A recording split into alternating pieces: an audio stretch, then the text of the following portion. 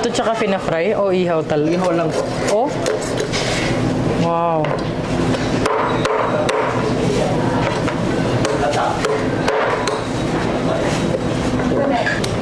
Pig's blood sauce. Wow. Chocolate sauce, sabi ni Korean. Chocolate sauce.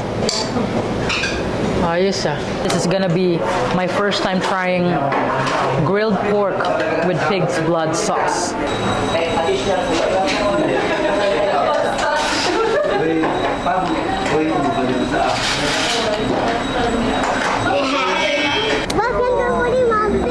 I'm Ki. I'm Kega.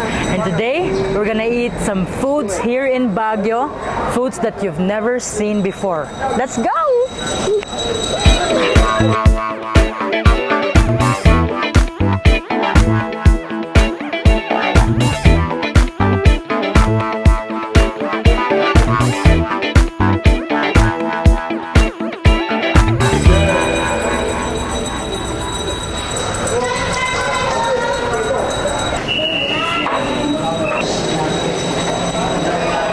Ano po mga bestseller po nila? Bakareta, inihaw, pinuno, dinawis.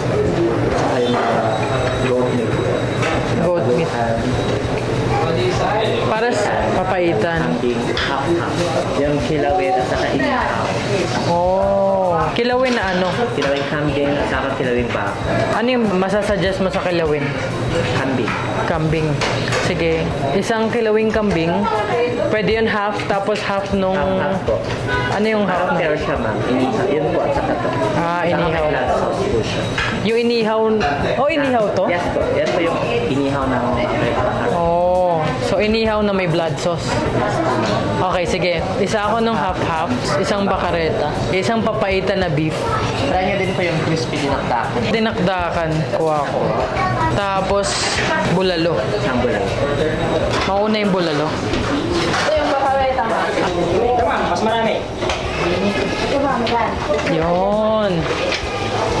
The best ka, kuya. Tama yan. Smile ka naman dito, kuya. Paano niluluto yan, kuya? Ayaw ko sabihin. Secret daw niya eh. Secret ba? Sige. Mang Ed's famous bakareta. Salite ba siya na ba? Ano bang kambing? Is there po ano ang charita?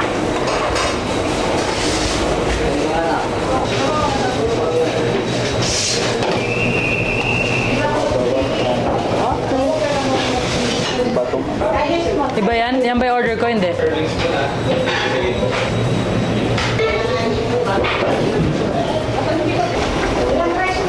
Charlie, iso ato yung deserve kanda, madam.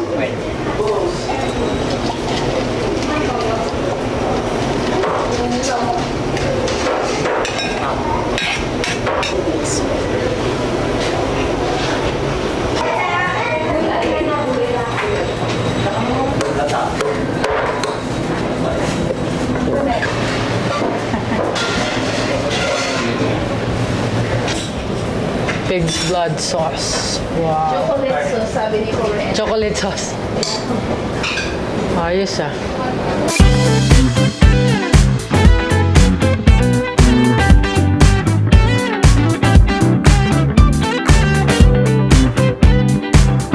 So we have just arrived here at Mang Ed's Bakareta. I think they've been around since 2002. It's almost lunchtime. There's not much people yet. We just ordered a few of their best-selling dishes. The Bakareta, which is beef caldereta. They're half and half. Half grilled pork with pig's blood sauce and half kilawin na kambing, which is like a goat ceviche. We also ordered Dinakdakan, which is like a different form of sisig. Also, we have ordered beef papaitan, which is beef innards cooked in its own bile. So it should be a bitter soup. Then we also have a bulalo, beef soup with bone marrow, and 4 cups of rice. I'm getting more hungry just hearing and smelling the food from the other table. I can't wait for the food to arrive. Alright, so let's try the papaitan first since it's calling my name. This is specifically beef papaitan. All of the beef innards are in here. Tuwalya, intestines, tripe, stomach, I'm assuming. Let me just try the soup first. Wow, it's legit pait. Not the sour kind that we tried from IC last time. So let's try to get some soup. Beef innards. So this is Kayla's first ever beef papaitan.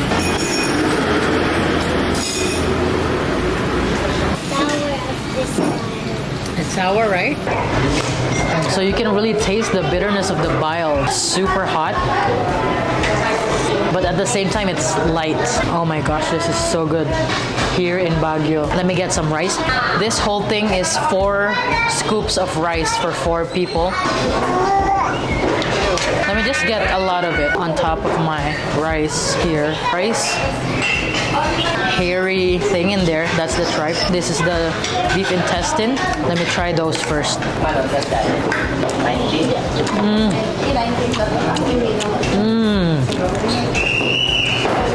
This is how papaitan should taste like. Then you have that organy taste, but there's no funky flavor at all.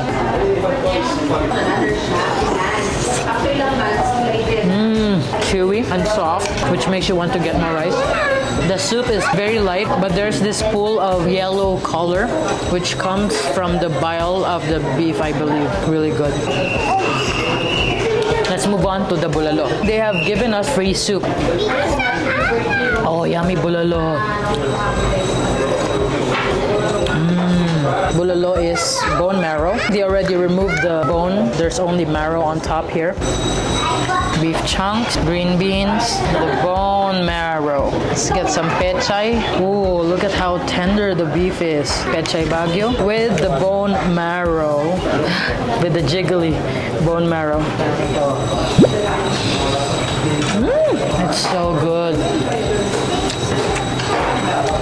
It's already good on its own, but to enhance the flavor, I will put some fish sauce. Let me just break these chilies. Fish sauce on top of the beef.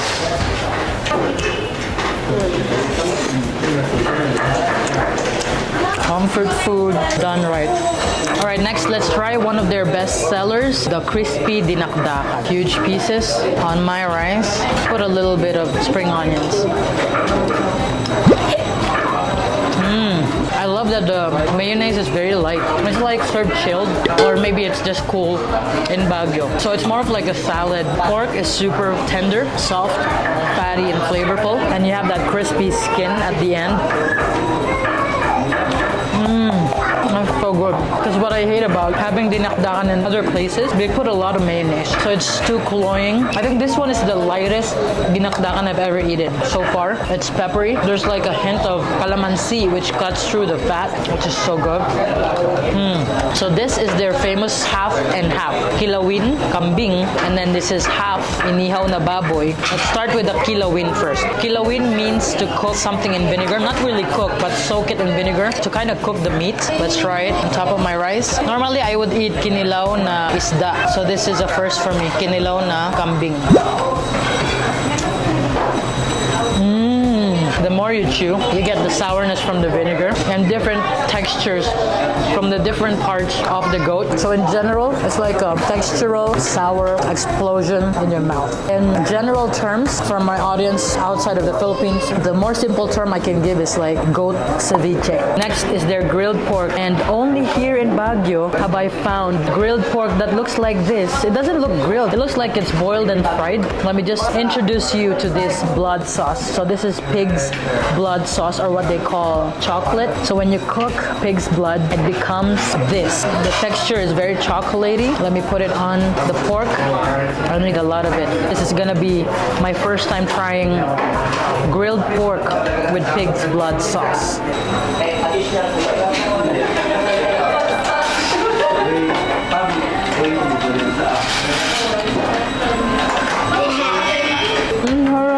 Very quickly, second bite.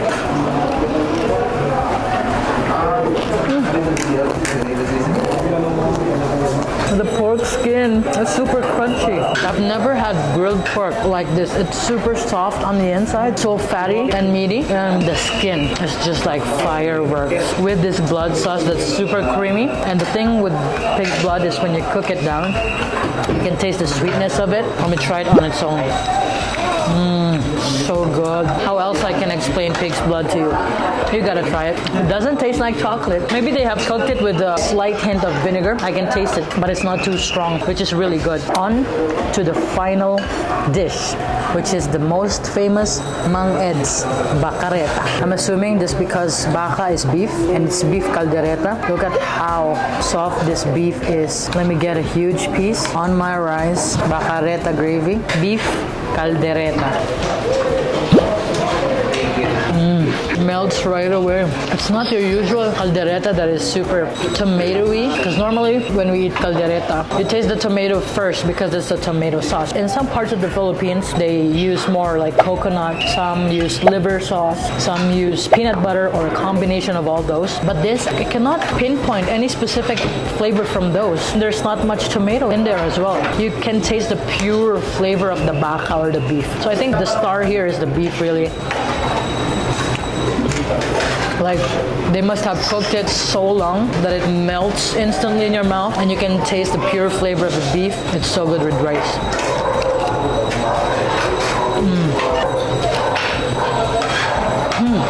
Let me finish this first. I'll see you in a bit. I need more rice.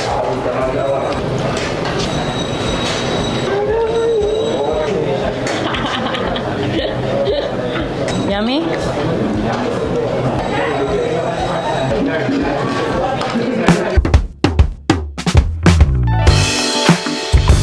Ang sarap ng bulalo.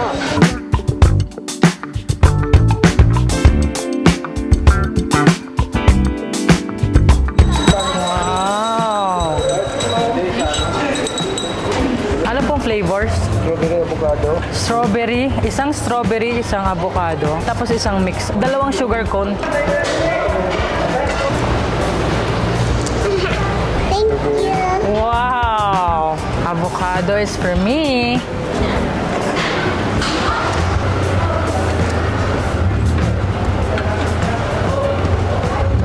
Ilang tinapay po? Come on. Let's try. What did you get? Strawberry. And I got the avocado. Cheers!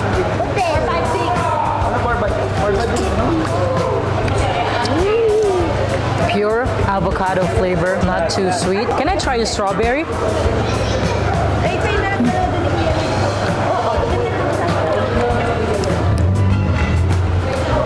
I love that it's not too sweet too.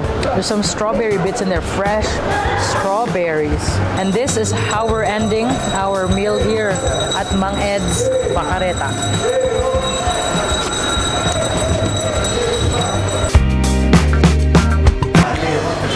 Oh my gosh, I'm so good. Mommy, what did you like? What did I like? I like the inihaw, the pork with the pig's blood. I like the bulalo. I also like the ice cream. From Manong, right? Yeah, so that's a short and sweet review of Mang Ed's. I love the bakareta as well. It's a different take on it, purely beef.